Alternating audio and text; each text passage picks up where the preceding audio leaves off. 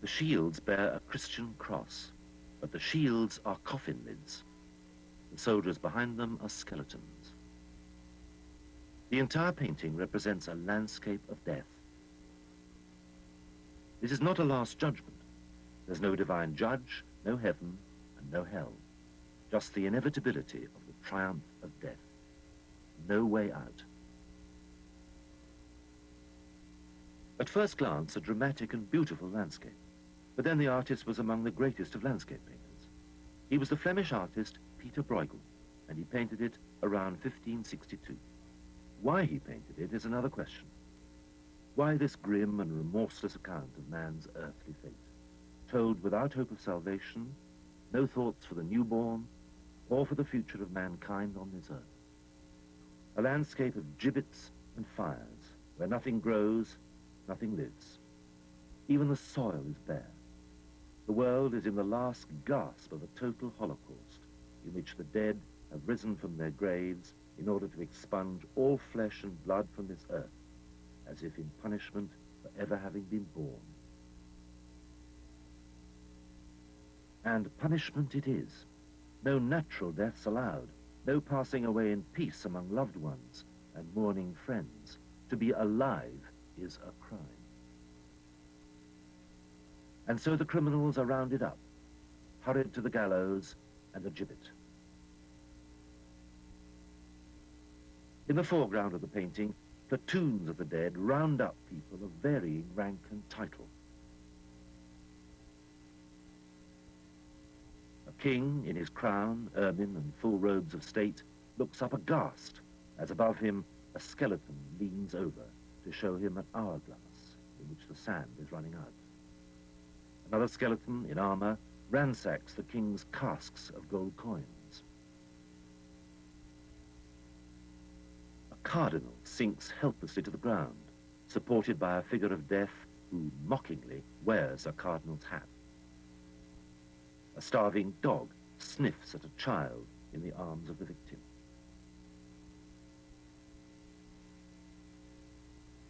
Nearby are coffins and the prostrate figure of a pilgrim, his possessions scattered around him. A skeletal hand wields a knife. Even the good pilgrim has to die. But why should a God-fearing man die so ignominiously? Why so cruel a death? And so it goes on, a litany of the condemned. A meal has been abandoned, chairs overturned. On the left, the figure of a jester is trying to hide. In front of him, a skeleton in a short tunic wears a human mask. He overturns a wine cooler so that the flasks spill their contents across the ground. One man tries to resist. He seizes his long sword and prepares to strike out at the armies of death. Behind him, a mockery of a meal is served up in place of the one that's been abandoned. A skull with bones presented on an open tray. A pair of lovers, half undressed, seem oblivious to the nightmare around them. They continue to play and sing, but so does the skeletal figure behind them, a different tune soon to drown theirs. The entire picture rattles with the bones of skeletons on the march. Everywhere the message, memento mori, is relentless and without mercy.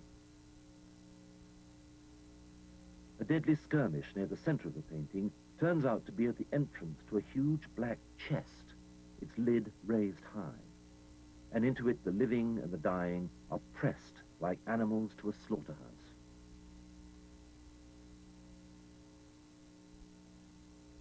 On the roof of the giant chest, yet another skeleton bangs at a pair of kettle drums, the more sinister for the incongruous setting of green grass and white flowers.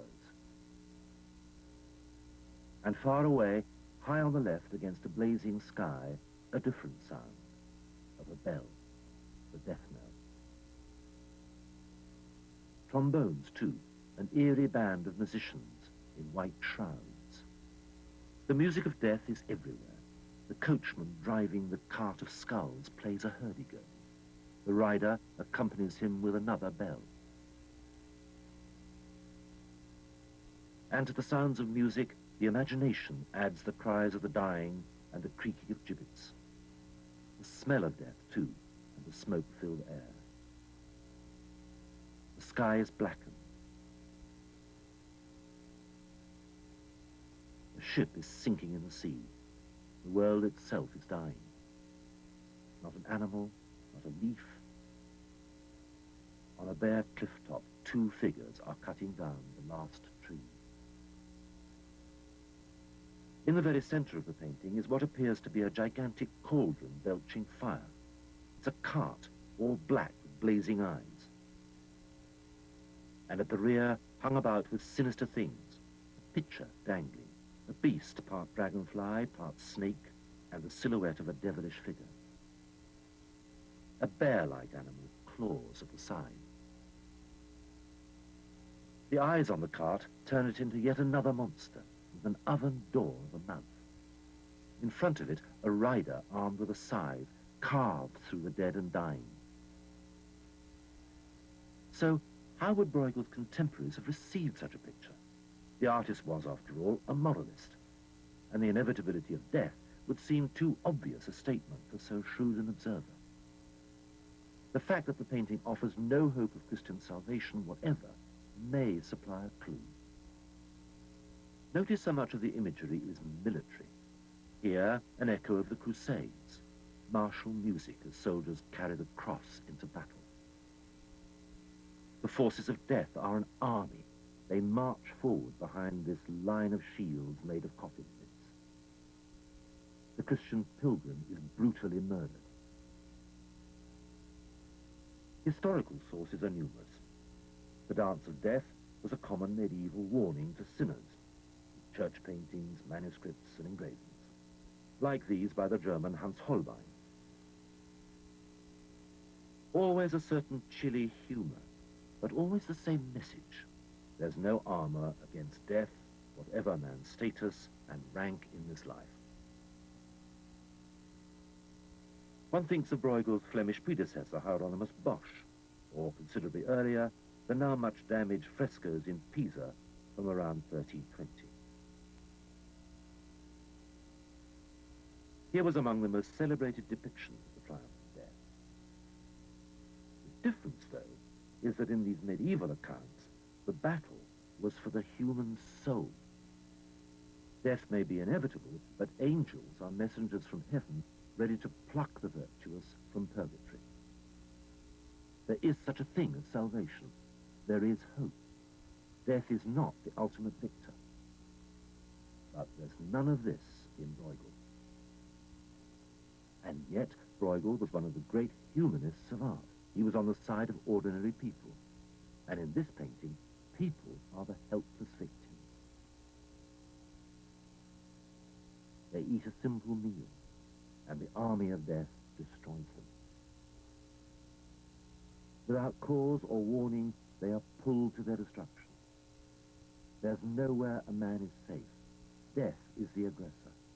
His victims are the innocent. This is no Christian warning of the consequences of an evil life. Here is a different meaning. Death is all armies, all armed conflicts. The loser is mankind, always. One may read Bruegel's terrible battleground as a plea for humanity against the heartlessness and immorality of all war.